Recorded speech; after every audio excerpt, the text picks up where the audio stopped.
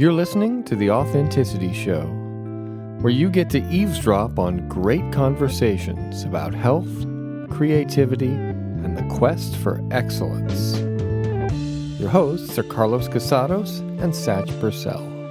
Before we get started, I'd like to remind you to subscribe to The Authenticity Show if you haven't already done so, wherever you get your podcasts. And please find us on social media. Like us on Facebook, follow us on Instagram, check out our YouTube channel. This will help us. And that came, of course, with a please and a thank you. Our guest today is Dayna Martin. Dayna is an advocate of natural birth, attachment parenting, and unschooling, and is the author of several books, including Radical Unschooling. You can find her website at daynamartin.com. That's D-A-Y-N-A Martin.com. And this is a great conversation. Let's get into it.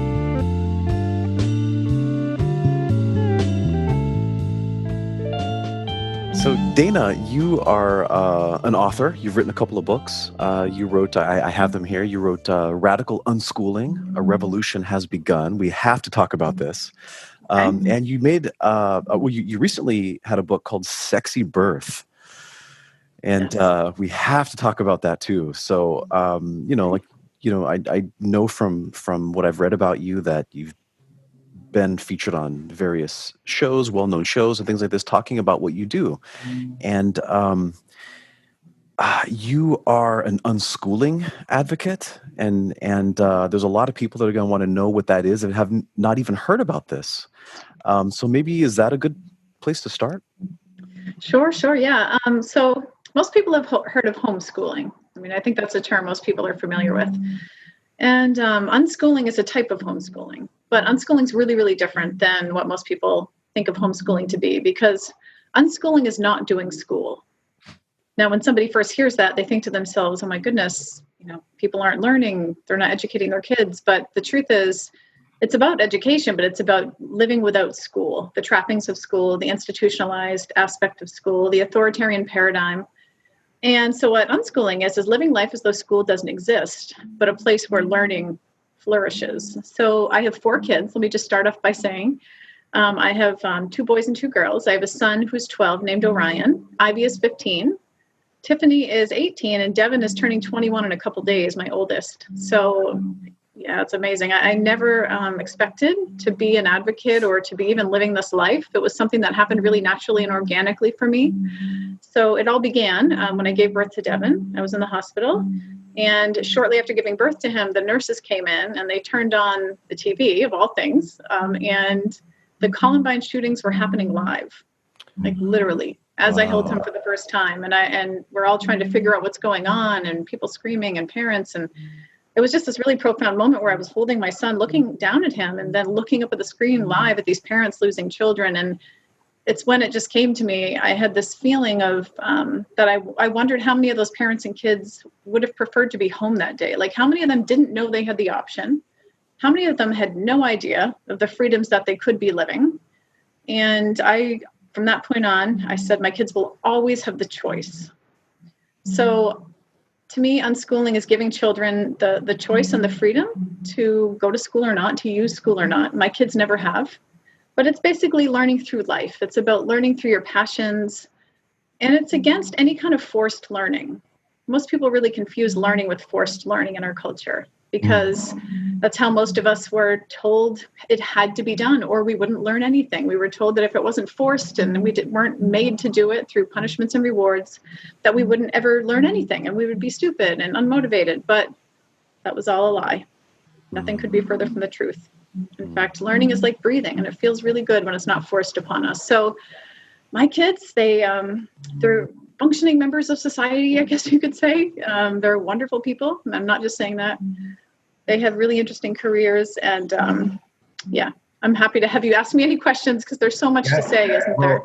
Please go into your kids, because that's perfect segue right there. Okay, great. What do they do? My son, Devin, he's 21, and he's a computer programmer. He makes games. And he's a blacksmith, which is really interesting. He's completely self-taught. And all of these interests of his, why he does what he does is because he always had freedom with these things his entire life.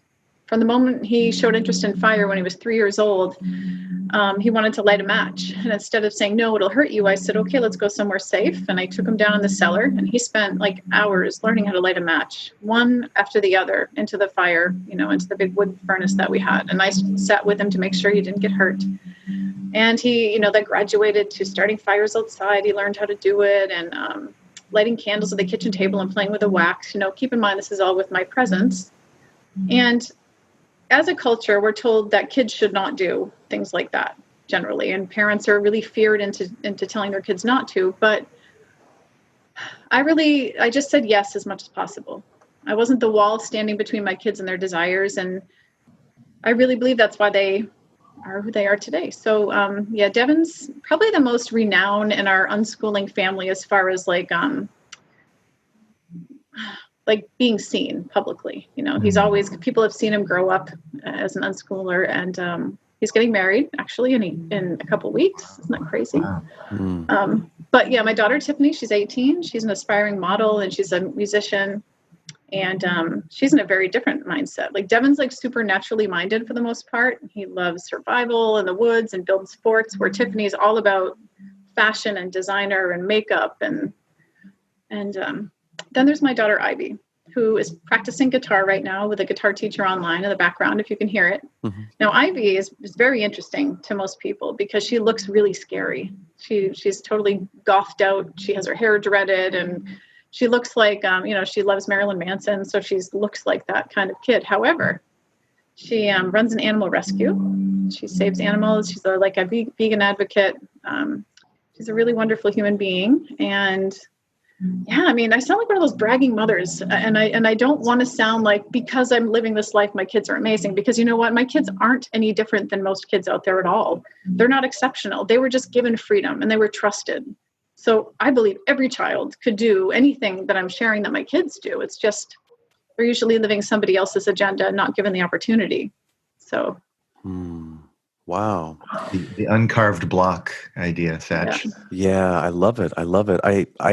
I can really see that the diversity in your children shows that this philosophy you have really was just like watering the seeds that were really in them, and they're really becoming who they are. That's fantastic. I'll bet you get a lot of instantaneous fears and resistance that come up in other people when they hear this. I know you get a lot of fears and resistance from people when you start talking about this. What are some of the biggest fears that people have? It's so interesting. When I first started on this journey as an advocate, I would kind of take it personal when people would get offended, but I really learned over time that people, I felt the same way. 25 years ago, if somebody would have told me that a child could be successful or want to learn if they weren't forced, I wouldn't have believed it either. So I try to have compassion when people come with judgment. But the biggest argument, I think, is that they will never want to do anything if they're not forced to do it. Meaning, if I don't force them to do things they don't want to do, then they're never going to be able to hold a job or, do certain things that other people do. But it's not true, actually. I usually break things down if somebody says that. If somebody wants a job bad enough, they will do what they need to do. They will jump through the hoops. They will stay. They will take orders. So the biggest argument is about the parenting side of this, guys. The parenting side of it is very different than how most people parent their kids. So I'm happy to share about that. Yeah. Okay. A lot of those differences. Most people parent in the authoritarian paradigm, and that's the more traditional based paradigm where the parents are the ones that kind of control everything. It's focused on behavior modification, control, thinking that you know what's best for your child despite what their wants or needs are, and you basically parent in a way that controls their behavior modification techniques. So this type of parenting that we do and that I'm promoting is really different. It's called partnership-based paradigm parenting. So in partnership, you focus on the needs of not just the parent, like in the traditional approach, but the needs of the kids and everybody in the family equally. So instead of focusing on behavior, we focus on the needs under the behavior, which is a very different way to go about it. It takes a lot more time to find solutions that work for everybody in the family and that meet everybody's needs. Can you give us an example of finding the need underneath the behavior with maybe an example with one of your kids or a hypothetical one? Sure. Well, let me give you the example of something that I want to kind of draw a comparison with. So say that you had a foreign exchange student come stay with you, right? And he was from a far off country and didn't know the rules. And he was, say he was in your house and he was like bouncing a ball in your house and it was kind of bouncing all over the place. And you gave him information and said, no, Raul or whatever, you can bounce that outside in the house. You could break something. And he would say, oh, okay, yeah, no problem, thanks, and go. It would be no big deal. You'd be giving information. If that was, so that level of respect is a given for most in our culture, for other adults interacting, for somebody else's kids, for a teen that's coming to visit from a far off land. But with people's children, if that was somebody's child, it would be extremely different. It would be like, if you do that again, I'm taking that away. Now, can you imagine if you said that to that exchange student or you said that to another adult? They'd be like, no. You're not going to do that. You'd instantly resist. You'd be like, what the hell are you doing, dude? Step off. But so kids are very discriminated against in our culture. However, if you were to approach a child with that same dynamic, that same level of respect and a partnership-based dynamic and be like, sweetie, you don't focus on the behavior of the ball. You would say he wants to bounce the ball. I want to help him get his needs met. Where else can we go to do it safely? And you could say, why don't we go outside and do that so nothing gets broken? Come with me, or let's go play. Instead of the threatening and the punishments and the rewards and all the authoritarian dynamic that just creates such discourse between parent and child, and it's not necessary. In fact, when you treat somebody like that with that level of disrespect, they do not want to do what you say ever. In fact, they don't like you. It's not a pleasant relationship and it's not healthy. So maybe that's not the best example. I'm trying to think of something else. I think that one of the points you're making is, by focusing on the need rather than the behavior, the person feels respected. Yeah. And then, of course, because you're addressing their need, chances are they won't need to do that specific behavior in order to feel better.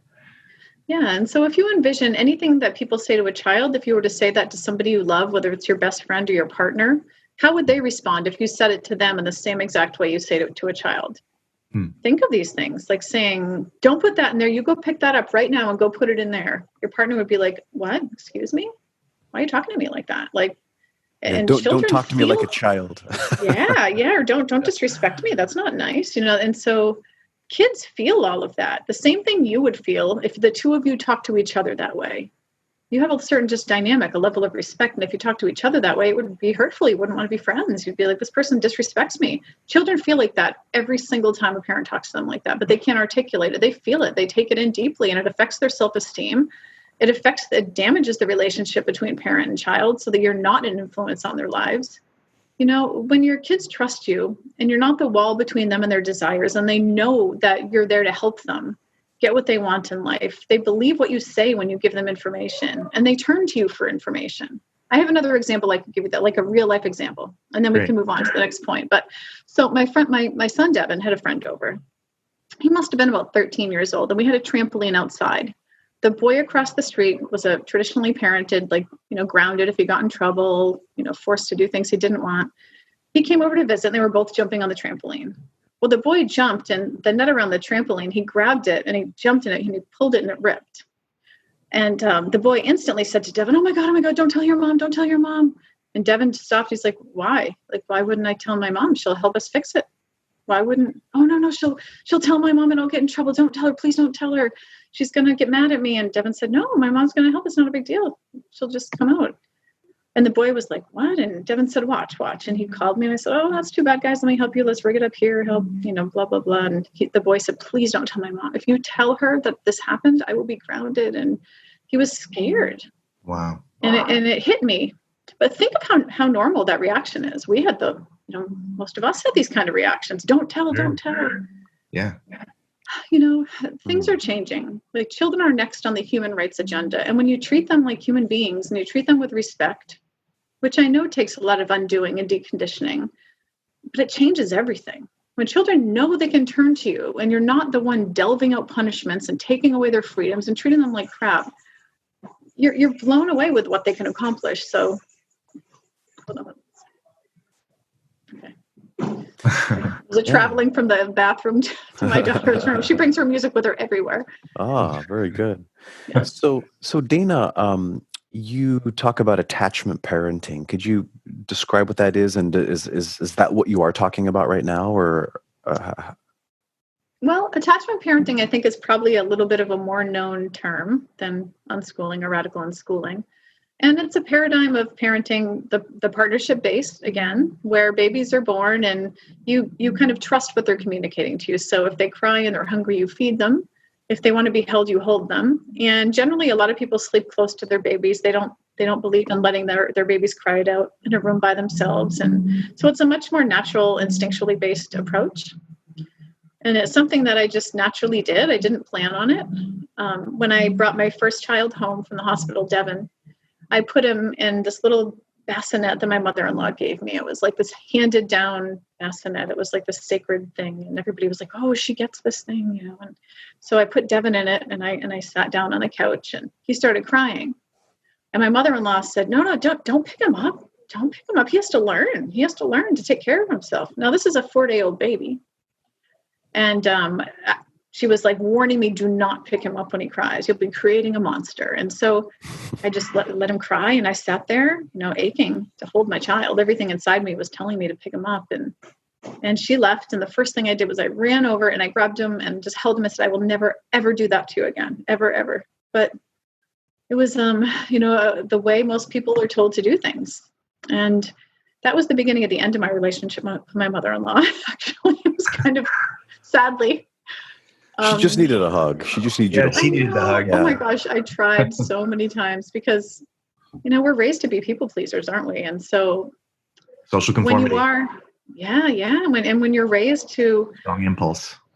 If you're a good kid is somebody who's obedient and pleases the adults in their lives, and we're raised like that. Yeah, it's all about survival. When you please them, then you're not an outcast. You're not shunned by society. You'll get to eat again and maybe even mate and have your own children.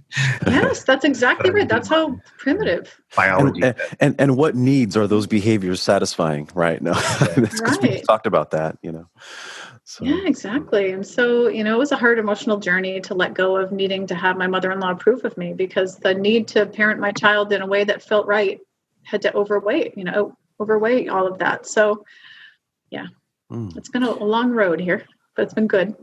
I want to bring our attention back to something I said earlier, because I feel like it's something to link what we're talking about to some of our other shows as well. We've talked about Taoism and the natural order of things, like following a natural way and allowing nature to teach us. And what you're talking about right now is very much about looking inwardly at what the nature of parenting really is, and this biological need that you had, for example, to grab your kid when your kid was crying, and trusting what was the natural instinct rather than feeling like you have to protect yourself from the natural instinct. Like you're somehow, instead of putting an artificial set of boundaries over it, enforced from some idea that you have, you're trusting the feelings and allowing the feelings to guide you, and then describing it. So it's not like top down. It's coming from bottom up, from the root. And earlier I said, this is reminding me of the principle of the uncarved block in Taoism. And Satch knows what I'm talking about right now. But it's this idea that in the nature of this block of wood is, say, whatever a spirit or a nature or quality that it has, that the carver can either, subdue and try to carve over and create something with, or the respect to the beauty of the uncarved block is given in that it is perfect already as it is, without modifying it. And so the best, most connected artists would only, whatever carving, whatever cut, whatever shaving would be, only to bring out what was already there. And it's as if you wouldn't need to carve it at all. Like uncarved, it's perfect. And can you carve and still keep it uncarved in a way? where it's as if you're not carving it, even though you are carving it. So the principle of the bonsai tree is very similar. Yeah. That you're only bringing out what's already there and wants to come out. So Carlos, your parenting is that. Yeah, Carlos, I think we need to do an uncarving workshop. That'll be fun. Yeah, we'll Sorry. sit around looking at our blocks. I had to. Yeah. Never touching our carving equipment. But it sounds like what you're doing with the kids is respecting that there is an individual nature to each one. Each one is unique. And when you respect it and don't get in the way of it, but only do very minimal adjustments along the way, the least with the most effect, because you're trusting that whatever innate intelligence is there, their nature is going to blossom into something that has a special purpose or has a uniqueness to it. And you don't want to get in the way of it. Yeah, that's so beautiful. I love that. That's so true. And, I think it's just as a culture, a lot of people are raised to believe that human beings are kind of born bad and need to be made good. And so we need to never trust them, always assume negative intent. You got to kind of train a human being to be a good person. And this philosophy is completely not like that. The opposite, in fact. It's assuming positive intent, that children they're born good and want to do good. And you assume that they're doing the best they can with what they know at the time. And so many of us today, guys, I'm sure you can relate, we spend so much of our adult years trying to get back to living in the now and trusting ourselves and building self-esteem and gaining confidence and, mindfulness. And we would naturally have that if we weren't, taught to distrust ourselves and have our spirits broken and have to take orders from authority. And the only reason we spend all our time now getting back there is because it was robbed from us. But I'm hoping, and what I'm seeing to be true, is that our children never have that taken from them. And so they're not spending all these years of their lives getting back to that space that we so desperately want to be, because they're always honored in it. So, it's very easy for kids on this path in the sense of it's very natural for them. But parents, we have a harder time because we have a lot of conditioning to undo, a lot of fears, a lot of, we want to deprogram our minds of seeing things in certain ways. And so it's about a lot of inner work. That's definitely worth it. And the more people that do this, it's interesting. It's just growing. It's growing so fast. What used to be so radical and so fringe now is being taken as making logical sense, for people. Well, this is all happening during the coronavirus, COVID-19 quarantines worldwide and all this kind of stuff. I'll bet there are a lot of parents who are, for lack of a better term, eating their own words a little bit. Maybe people who I would think had strong voices against what you're doing. Have you seen a lot of turnaround in that area? Yeah, unbelievably so. I never expected this to happen.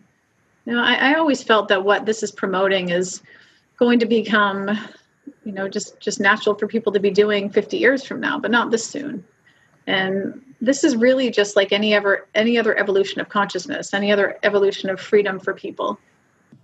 It wasn't very long ago that men were told to beat their wives if dinner wasn't on the table on time. They were told to love, honor, and obey their husbands, and men were trained by their fathers to make women obey and to serve them. And look how far we've come. And that wasn't long ago. That was not very long ago that was in the course of human history.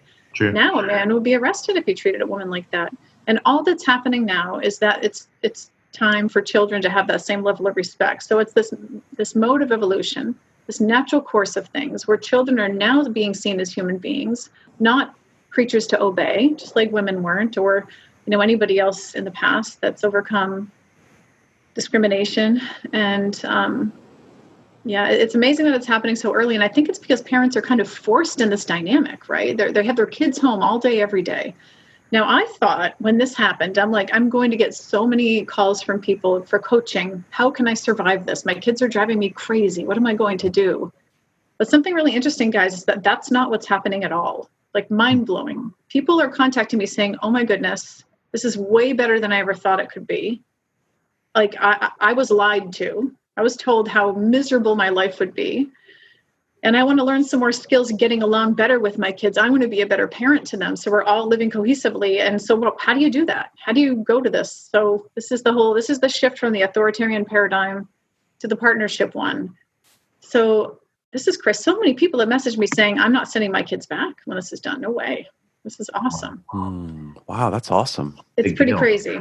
Like, I am blown away and so happy for parents to have this joy. This is our birthright, to have these wonderful relationships with our children. We're trained to train our kids to take orders. I don't think people realize that. You would not parent this way. If you were on a deserted island and you just had your child with no outside influence, you would parent the way that I'm promoting. Like with anybody you care about, you'd love them, you'd hold them when they cried. You wouldn't be manipulated into thinking that these creatures need to be trained. You would instinctually know. And so people are really coming into the space of trusting their kids and themselves. And it feels good. It does not feel good to control human beings all day, every day, and punish them. It's terrible. Work. Yeah, a lot of extra work. Yeah. Think about it. Hey, Dayna, I'm sure people have a lot of questions about like the legal and political aspect of all this. I hated school growing up. I loved like college and higher education. I fell in love with that, but I hated school growing up, and I felt like all I did was get up really early in the morning and go to prison every day. And then come home. And it's funny because I happen to be an occupational therapist, and I don't do pediatric practice, but I had to do plenty of it in my training. And every time I had to go to an elementary school, these old feelings of, like, seriously, like as an adult, I had these old feelings of dread start to rise up in me because I hated those places. The little milk cartons and the low ceilings and all that stuff. Just, and I had to go back and feel it as an adult to realize what a gigantic impact it had on me as a child. So where were you all my life when I was a kid and was going to prison every day? What happens with the legal side of this? How does this occur? How are you allowed to do this? What are the challenges people face? Please talk about that. Sure. I know in the United States, so unschooling is legal in all 50 states. It's a form of homeschooling, like any other form of homeschooling. And every state has a different regulation and different hoops you have to jump through. Some you need to hire an evaluator, for example. And what a lot of people do is they hire an unschooling-friendly evaluator. And there are many. So unschooling is living life as though school doesn't exist. And you're not compartmentalizing things. You're not saying, okay, now we're doing science, now we're doing math, now we're doing English. In fact, that's a really unnatural way to live, and we're not living like that right now, are we? So it's very strange to do that, actually, unless you're conditioned to think it's normal. So, but what evaluators do, unschooling-friendly evaluators, is they take your children's life experiences, what they're interested in, what they're doing with their time, and they translate it into what we call schoolese. Because although we don't break life down into subjects, if you were to break it down with all of their interests and how you're facilitating it, you would see that it does touch on all these things. So if somebody contacts me, I put them in touch with a couple of people in their state that could help them. So people are doing this successfully all over the world. I mean, I just spoke in China, actually, like 9 months ago, I think, 10 months ago. People are coming onto this life. China, it's illegal right now, but people are still doing it, interestingly enough. Was this in Taiwan or People's Republic? This was in Shenzhen, China. Okay, so People's Republic. But I've also spoken in India about it. One of the main speakers on an educational event put on by the country, actually, by the politicians. They invited me to come along with other educators all over the world to share other ideas and ways that you could help children learn in a more modern day and age. And so people are doing this in every country of the world. They really are. And this is growing hugely. I mean, there's tens of thousands of people, hundreds of thousands of people doing this in the US. So although it sounds really weird and new, a lot of people unschool. I'd say about 10% of homeschoolers unschool right now, maybe a little more. It's growing. But most people do what schools do when they buy the curriculum, and they're in that dynamic of forced learning and threats and punishments and the authoritarian dynamic. Most parents can't even fathom forcing their kids to do schoolwork on top of forcing them to do everything else that they do have to enforce. So most parents don't consider homeschooling. However, now that people are doing it because they have to, they're desperate for another way. And so they're finding me. A lot of people are finding me and my work, and other people that are promoting a more peaceful-based approach. And it's basically changing the course of human history. It is. It's pretty amazing. Dayna, do you have experience with parents who have kids with behavioral problems, like let's say autism or ADHD or PANS or other kinds of. Yeah. Yeah, there's a lot of parents that reach out with kids that are labeled autism or ADD, ADHD. And I know there's a lot of beliefs surrounding these labels. Some people do not believe that they exist. Some people think they do. I personally trust parents to know their children. Labels are not. Parents are coming to this life. I think some of the labels are a little weird, like ODD, oppositional defiant disorder. To me, it's a child who is just strong-willed, doesn't like to be given orders, doesn't like to take orders, and we label it we over-label and over-drug, basically, in our culture. But yes, I work with people all the time with kids like that and say that they're thriving. A lot of these kids have a harder time fitting into the system. They have a harder time taking orders. And sadly, the way it's approached usually is with more force, more threatening, more behavior modification. Guys, I think that children are being born now at this time in history with the innate just desire and inner knowing of freedom and injustice stronger than we were. And this is part of the whole evolution of consciousness. Like, kids are being born saying, no way, am I going to be treated like that? And they're not easy for parents who are not ready to look into alternatives. But when they work with their kids and trust them and use a different dynamic, it changes everything for them. So it's been very successful with kids with these labels, yes. Autism is a condition that, talk about behavior being linked to underlying needs. Autism is all about that. A lot of the behaviors that you'll see kids with autism have, in occupational therapy anyways, we look at them very much as, this is a troubling behavior. Well, we do exactly what you were talking about earlier. Well, why are they doing that? What are they getting out of that? What is that satisfying in them? Is there, maybe if we can identify that, perhaps there are other ways they could discover to satisfy that same need that actually works better for everybody, including them. So it sounds like the home environment really would be an amazing place for that to happen. So, I see that as being very, very possible. I don't see why that can't happen at home. Yeah. Oh, I love hearing what you're saying, because I haven't heard of very many people with that approach with kids with autism. And I love that. It makes me very hopeful. Yeah. Like, for example, I'll go ahead and share something that I like to share with students. They say that kids with, not just children with autism, but a lot of kids that have any sort of neurological condition, they have a tendency to do behaviors like, flapping their hands and pulling their ears and hitting themselves and biting and these kinds of things.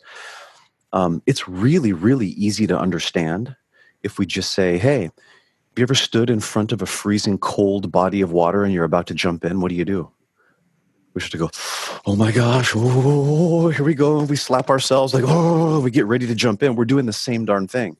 We're doing something with our body because somehow, for some reason, that does something to get us into, we think it's getting us into some proper state of mind to be able to tackle this thing that we're about to do that we think is going to be uncomfortable. And so for these people that have nervous systems that are functioning differently, just regular, ordinary things in life can be very uncomfortable. Sounds outside can be very uncomfortable. I had a student who was autistic who said she's distracted by people's heartbeats when she's having conversation with them, and she has to tune out their heartbeat. Or she can hear electricity going through the wires in the walls, and she's got to filter that out in order to pay attention to a conversation. And so if we had those things distracting us all the time, we might have to go, I can't concentrate with that. And so people might say, oh, look at Satch. He's doing this with his hands all day long. What's wrong with him? He's just trying to figure out how to live, and like all of this is much more comfortable at home rather than in a strange public environment at school. Satch, I feel like crying listening to you. Like you get it. Now take that entire approach and put it on to 2-year-olds, 3-year-olds, all of these like behaviors that little kids have. They're so disrespected by most people, and people think they need to be trained out of them. But little kids, all of us do things that can be really hard for other people to understand why we're doing them. True. I love what's happening in our culture right now in a lot of ways. The show Atypical, for example, is about a boy with autism. And this show has introduced so many people to understand why. When we understand the why, we want to help each other. Human beings want to help each other. We're by nature good and want to support each other. It's when we think the behavior is weird and we label it. And when I was a kid in school, children like that were kept away from all the other kids, and they were put in a special room, and everybody was so, separate. And now there's so many different issues that are being more accepted. And I think in an unschooling environment, parents are utilizing a lot of outside support that come into their homes. And so they're taking advice from people like you, Satch, and saying, come into my home and show me how to apply this in my house.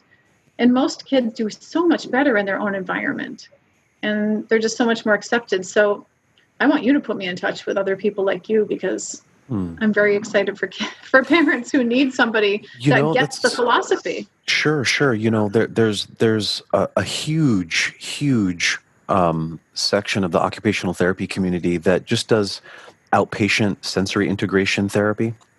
And any of your clients or any of the people that you work with that are unschooling their kids, if they have those kinds of behaviors, they really could just consult with an occupational therapist, and they'll come to their house, or they can take them out to their clinic and teach them those strategies that we use.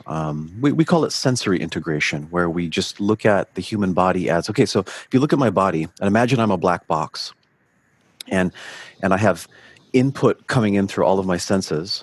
I have throughput, meaning that I process it, and then some output comes out, which is some kind of behavior.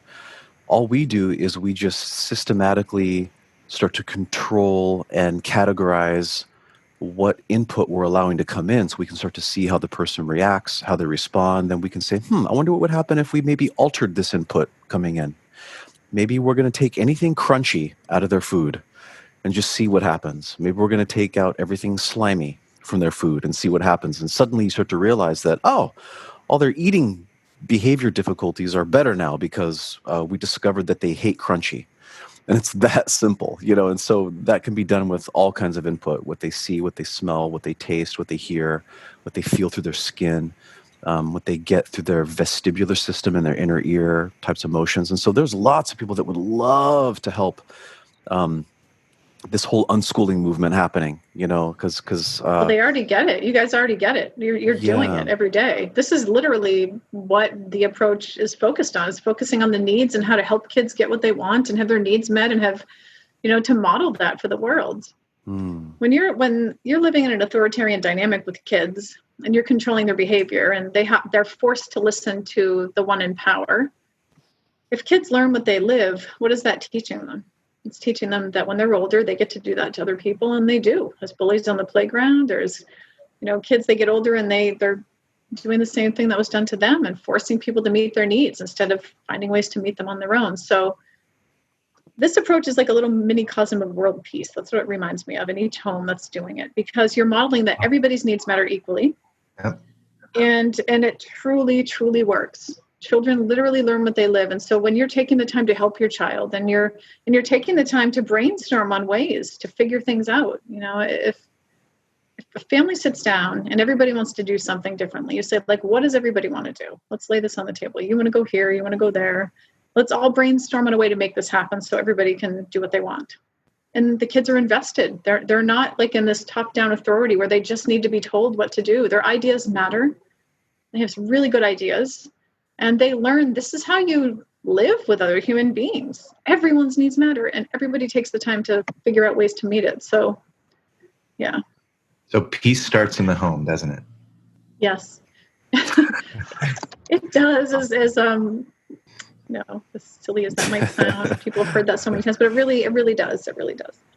That's so cool. That's well, awesome. Speaking of modeling, Dayna, who were your early influences in this particular school of thought? Oh my goodness, my kids. I know it sounds weird to say maybe, but I learned this through trusting them and through listening and being responsive. With the attachment parenting philosophy. All that is listening to your kids and not worrying that you meeting their needs is going to ruin them, And you just slowly, it continues, it continues through their whole lives. So, but there was some other people. John Taylor Gatto, I really liked his work. I don't know if you've ever heard of him. No, I haven't. He was New York City Teacher of the Year for 4 years in a row. He recently died, sadly, but he was like a grandfather to me. He was the one that encouraged me to write my book, Radical Unschooling. He spent a lot of time on the phone with me in the evenings. And so he really shares what the true intention of schools were when they came to be. When the schools were basically invented and compulsory education started, what the intention was for that. And I think people would be really surprised to read that. And once they learn about that, they see that, okay, so schools aren't really what I thought they were. They're kind of to teach children to take orders and be yes men. And I know teachers, there's many. What? To be workers. Yeah, to be workers. I mean, it was the machine, was the administration, I can't remember which school board it was, or maybe it's the American Board of Education or something like that. Back in the day, the comment was, we don't want a nation of thinkers, we want a nation of workers. Mm. Yeah, and at the time that it was invented, it made sense for the powers that be to do that. And when compulsory education started in the 1800s, how 88% of parents protested like violently. They said, there's no way you're going to do this to our children. It started in the Boston area of the U.S., and there's amazing articles written about it and firsthand accounts from people that went through it, how their children were forced and taken away from them and put in the system. And so, I mean, it's not a system set up to create free-thinking individuals at all. Mm. It's amazing that we came out that way, but we had to do a lot of, something inside of us was telling us that things weren't right. My biggest influence, I think, when I look back, was kind of my own feelings.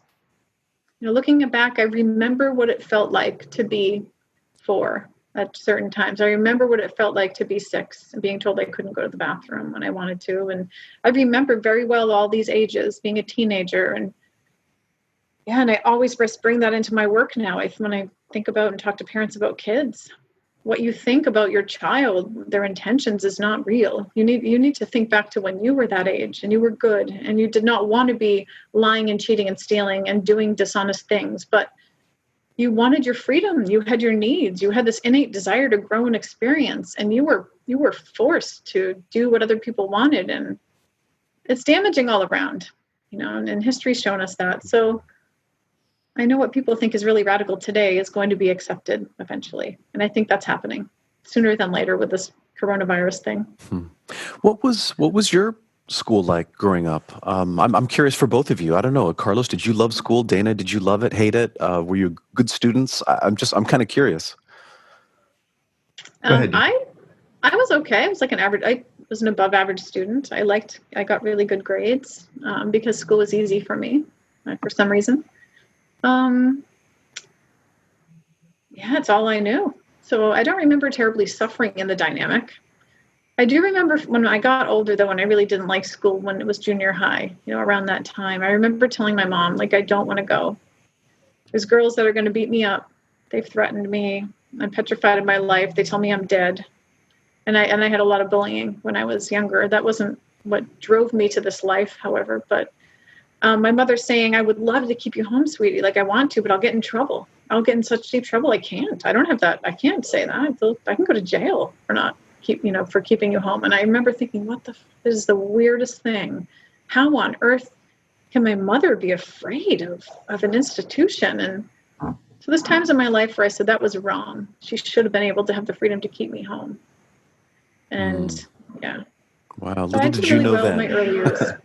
What? Little did you know then. Yeah. She says to me all the time now, she's like, I wish I knew what I wish I knew then what you knew now. And the interesting thing is she could have done this, but people don't know. They're told that they can't. They're told. Dayna, and there was nobody else. There was nobody else doing it. You're an unusual woman. Yeah. I guess so. Yeah. It's really cool. It's beautiful. Thank you. Thank you, guys. So, all right. Well, yeah. I was going to say, Carlos, what about you? What was school like for you? Well, I liked a lot of school, and I excelled at it up till till like the second half of ninth grade. So I was at the top of my class in different areas up until then. And right at that point, I think I developed a strong distaste. Right around the time we met? Yeah, around the same time. Yeah, okay. Yeah, it was because of you, Satch. Yeah, that's what I was afraid of. You know, I'm going to prison every day, right? And then my prison mentality was rubbing off on you, maybe. Yeah, no, it just there was a lot going on in my life. I think what some people might call emotional trauma or whatever you want to call it, and it just all hit at the same time. Connected with a very abusive teacher, and so it drilled into me that I cannot seek to understand this with my teacher. And I didn't have anybody else at the time to help me understand it. So I basically said, I made an internal executive decision that was, okay, suffer intensely for really no perceivable benefit, or let go of any need to have it and suffer less. So I went for option 2. Okay. There wasn't anybody who took a real strong interest in helping me through that at that moment in my life. And my teacher certainly not. So you couldn't ask questions, for example, without being screamed at the top of his lungs. So I gave up at that point. Okay. But as you know, I love learning. Of course, yeah. Outside of school that I became most interested. So a lot of times I would be in class and I'd have books on various esoteric subjects that I would be closet reading in the back, not paying attention to class, but educating myself about the things that were important to me. Yeah, yeah. Of course, as you know, I went the non-standard education route, and I am pretty much constantly diving into new learning and things like. So I love learning. I just didn't like the institution. Yeah. It was at that point that I realized this feels like prison, like what you're describing. Mm-hmm. It felt like, for me to be me, I've got to hide who I am, and I've got to outsmart the people who are attempting to control me. So that's pretty, wow. That sounds like something our new friend Dayna Martin would talk about. Yeah. Yeah, I'm relating to everything you're saying so much. It's very disempowering. And I think that we become two people. We really do. We become the people that we truly are, and then the people that we need to be around, the adults in our lives who threaten our freedoms at every second, because that's really what it's about. We just want to be free. We want to do what we want. And when adults are using our basic freedoms and what we want to do is means to control us, it's really warping. It warps the human condition a lot. Yeah, I ended up well said. Distributing underground newspapers and things like that for my school. And you did that? Wow, I didn't know that. That's so cool. I was involved with that. This is going to be a whole nother show. We got to talk about this. Oh my gosh! Wow. Hey, Dayna, you were like a natural born rebel. Yeah. Sorry, Dayna, I was going to say, there's some other things in your life, and before we wrap it up, I just want to at least touch on a couple other things. You are really into natural childbirth, and you wrote a book about this, right? Sexy birth. Yeah. What do we need to know? What do people need to hear?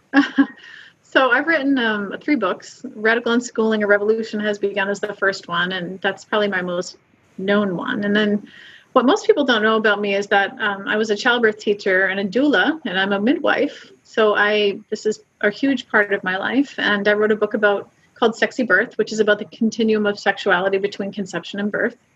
It's not about being sexy in labor, which the name needs to be changed, I think, because so many people take it the wrong way. But I wonder why. People are like, what is that about?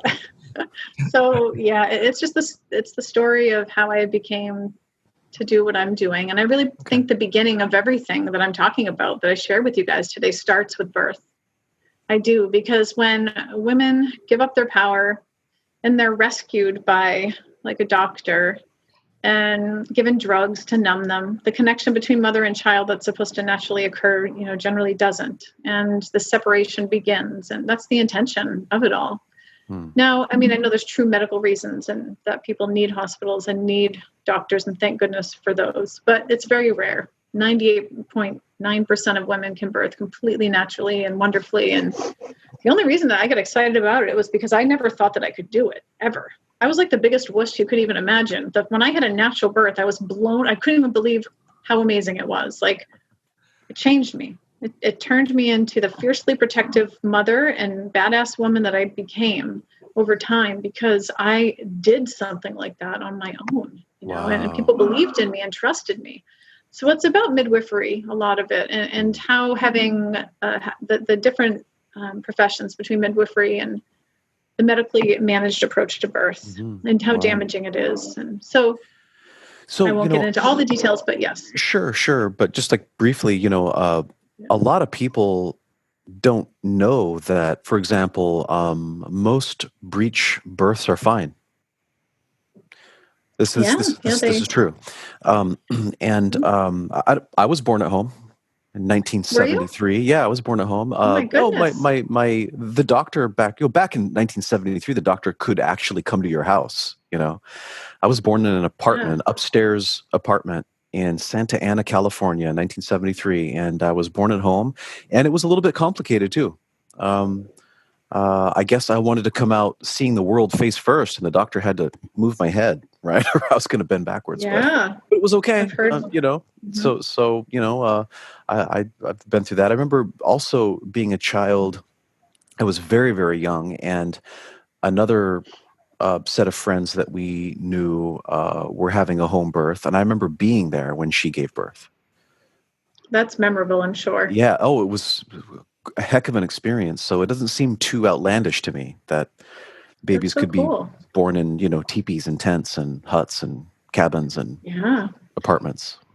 When were you born in 1973? January 28, 73. Okay. I was born in 73 also. Oh, yeah. So how close are we? In May. May. In May, yes. Oh, so May. next Okay. month. All right, great. It's my birthday. Great. Yeah, well, that's so great. I'm jealous, like hearing about this wonderful home birth experience that your mom had, that I wish my mom had. Hers was like such the opposite experience. She was told that there's no way that she could birth me. I was too big, and they gave her a C-section without even her trying, and so that she was really robbed of an experience, which I know that affected my entire upbringing. So everything's connected, and how a baby comes into this world has a profound impact on how the mother views their role and the relationship. And there's so many things connected to that. So many people are home birthing now, guys. This is amazing. Like, they don't want to birth in the hospital right now because of the coronavirus and all the fear surrounding that. Yeah, makes sense. I fit sort of in between the two of you. So if this were a Goldilocks story, I'd be just right. You were born on the way to the hospital, Carlos? Yeah, I was born on the way. No, my mother said that I was the first we had there were 6 kids in our family. I'm the last, the youngest child. But when she had me, she finally had the ability to have the birth the way she wanted it, which was with no drugs and just real minimal supervision, just kind of let me do my own thing, let me breathe through this. And she said it was pretty easy. She said it was the easiest that she had because she felt empowered that she could choose for herself to not be drugged because she wanted to have the experience. And she said I came out fairly easy with no trouble. And she felt particularly joyful because it wasn't this feeling of a bunch of male doctors controlling, telling her what she could do and couldn't do. But it was still at a hospital. But yeah, that's pretty awesome. Wow. Yeah. Yeah. I had Devin, my first, in a hospital, but then I had the other 3 at home.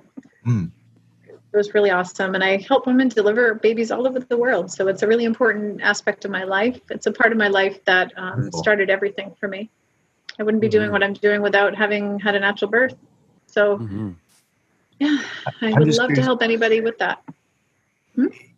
No, I was just, sorry, never mind what I was just thinking. It just came in. Sure? Yeah, it came in. Okay. I do that all the time.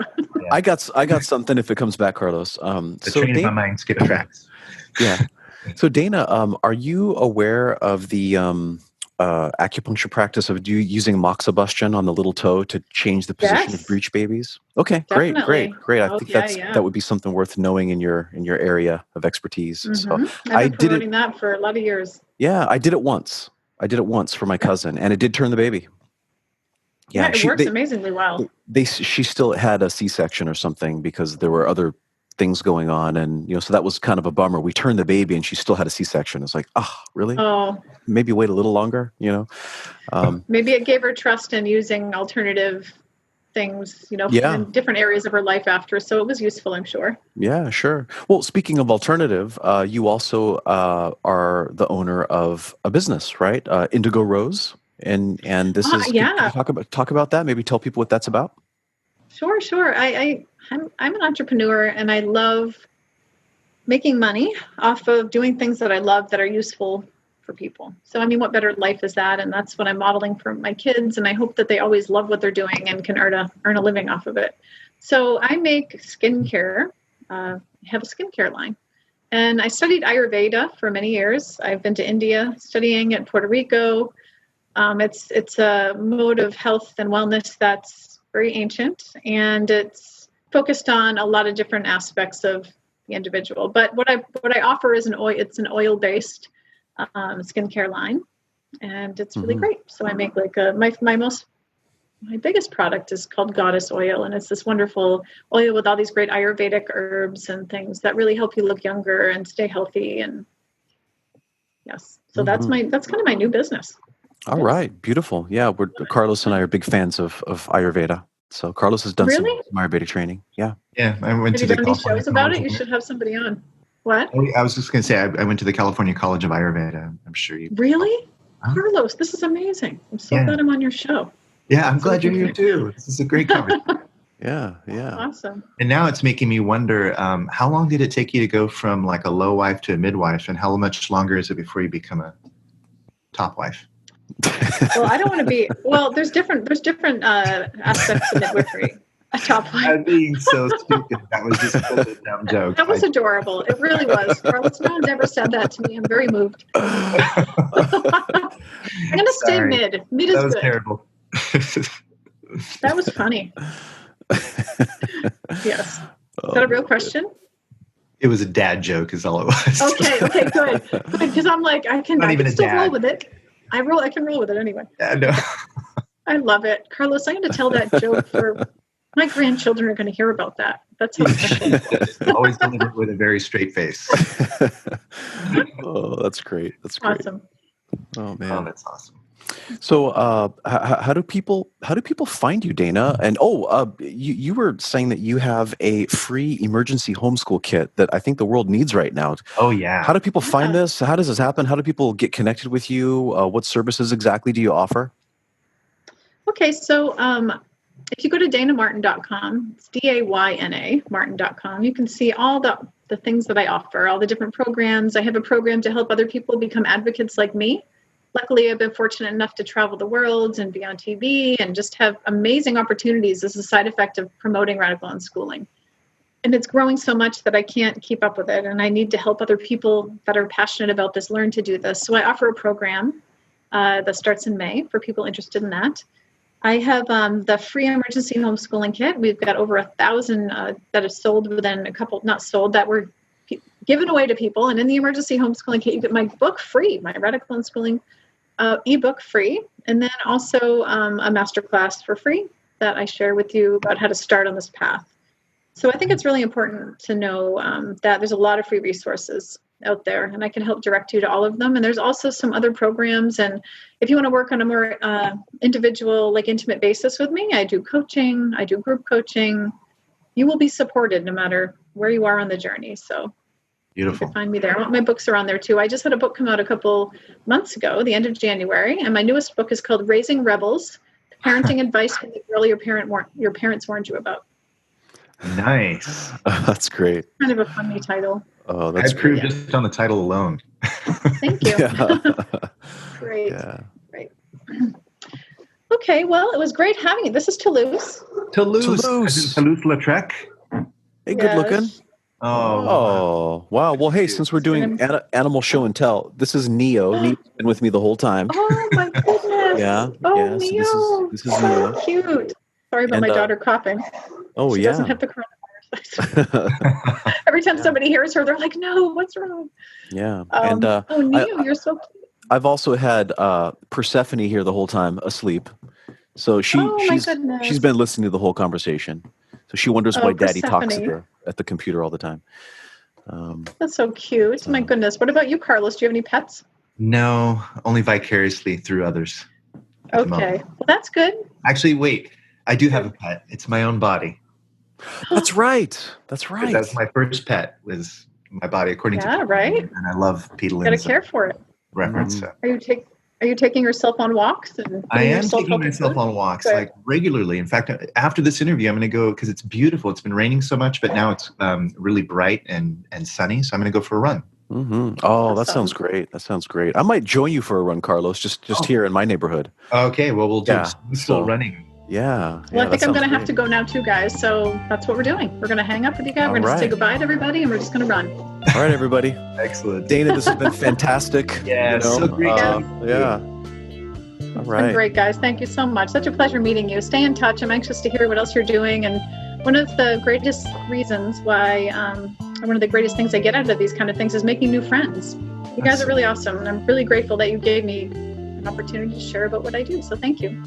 Thanks for sharing so openly with us. Thank you. Thank you. We You're appreciate brilliant. it. Yeah. We appreciate it. You're welcome.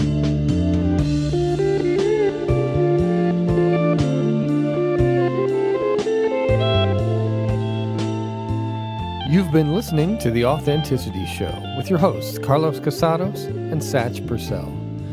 Very special thanks to our guest, Dayna Martin. If you'd like to find out more about Dayna Martin, you can find her website at daynamartin.com. That's DaynaMartin.com. My name is Oliver Altine. I record, edit, and produce the show. I also wrote our theme song, which you're listening to right now. Please subscribe to The Authenticity Show if you haven't already done so, and find us on social media. And you can find our website at authenticityshow.com. Thanks for listening, and have an authentic day.